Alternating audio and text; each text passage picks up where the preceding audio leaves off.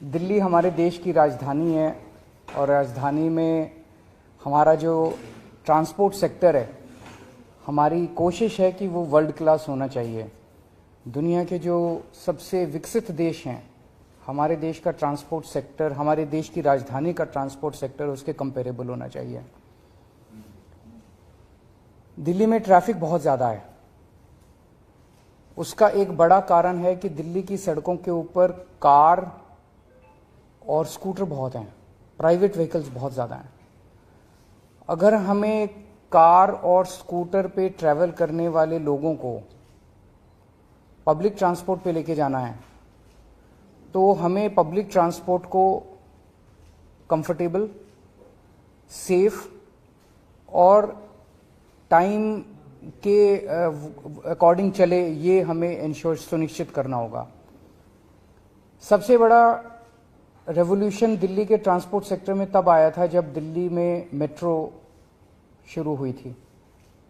बहुत सारे ऐसे लोग जो मिडिल क्लास के लोग हैं, इवन अपर मिडिल क्लास के भी लोग हैं, उन लोगों ने अपनी अपनी गाड़ियां छोड़ के और मेट्रो से जाना शुरू किया। इससे दिल्ली की सड़कों पे काफ़ी व्हीकल्स की कमी आई थी। लेकिन धीरे धीरे over a period of time, अब मेट्रो को भी 22-23 साल हो गए, 25 साल हो गए, धीरे धीरे दिल्ली की सड़कों पे फिर से ट्रैफिक बहुत ज़्यादा बढ़ गया है। मेट्रो खचाखच भर गई हैं, जिसकी वजह से एक रिपल्सिव इफेक्ट है कि जिन लोगों ने मेट्रो में जाना शुरू किया था, मेट्रो में जगह नहीं मिलती, बैठने की जगह नहीं मिलती, खचाखच भरी रहती है, वो आराम नहीं है। सो वापस लोग अपनी गाड़ियों पे आ गए, वापस लोग अपने स्कूटर पे आ गए। दिल्ली में बसें हैं, दिल्ली की डीटीसी की बसें हैं, क्लस्टर बसें हैं। वो बसेस लोअर मिडिल क्लास तक इस्तेमाल करते हैं लोग। बसेस एसी बसेस भी हैं, लेकिन बसेस में सीट की कोई गारंटी नहीं है। वो वाला कंफर्ट नहीं है जो एक अपर मिडिल क्लास या मिडिल क्लास एक्सपेक्ट करता है। उसको देने के लिए एक स्कीम के ऊपर हम पिछले 4-5 साल से काम कर रहे हैं। प्रीमियम बसेस हम लाने की कोशिश कर रहे थे दिल्ली में। ये अपनी तरह का पहला एक्सपेरिमेंट है पूरे देश के अंदर। इस तरह की प्रीमियम बसेस पूरे देश में कहीं एक स्कीम के तहत कहीं नहीं चलाई गई हैं। इसको एक स्कीम बनाई है हमने, Delhi motor vehicles licensing of aggregate premium buses scheme, aggregator. तो प्रीमियम बसेस की एग्रीगेटर स्कीम हम लेके आ रहे हैं।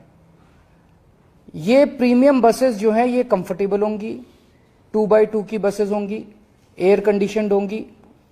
इनके अंदर बसों में वाईफाई होगा, जीपीएस होगा, सीसीटीवी होगा, पैनिक बटन होगा और सीट की बुकिंग जो है वो ऐप बेस्ड या वेब बेस्ड होगी। कोई भी खड़ी सवारी अलाउ नहीं की जाएगी, आपको शर्तिया तौर पे सीट मिलेगी।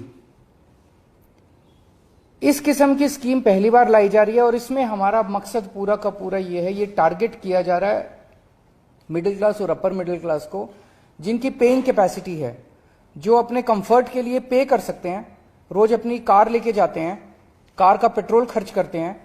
लेकिन अगर उनको ऑप्शन मिलेगा कि एक बस है जो कि कंफर्टेबल है, तो हो सकता है, हम उम्मीद करते हैं कि बहुत सारे लोग अपनी कार छोड़ के और बसेस की तरफ शिफ्ट करेंगे। इसमें 3 साल से पुराना व्हीकल अलाउ नहीं किया जाएगा।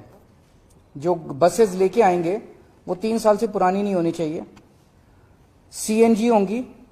लेकिन 1 जनवरी 2024 के बाद की जो भी बस खरीदी जाएगी वो इलेक्ट्रिक व्हीकल होनी जरूरी है। इसमें जितनी बसें होंगी, बस की इसमें लाइसेंस दिया जाएगा एक एग्रीगेटर को और वो लाइसेंस फीस उसको देनी होगी। लेकिन जो इलेक्ट्रिक बसेस लेके आएगा उसकी कोई लाइसेंस फीस नहीं होगी। This is just to encourage that more and more people should come with electric buses.